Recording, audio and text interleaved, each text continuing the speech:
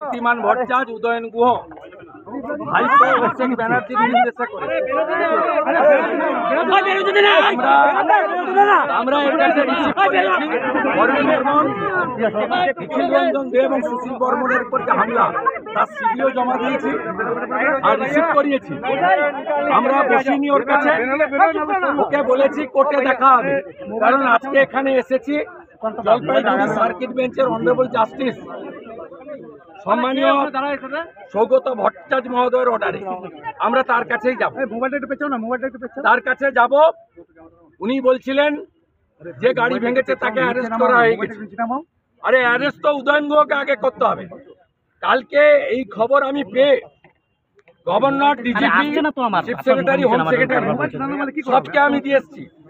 2021 সালে honourable justice Rajshekhar মান্থার দুটো order আছে, কমিউনিকেট করেছে আমার লয়ার, তারপরেও এই জিনিস করেছে।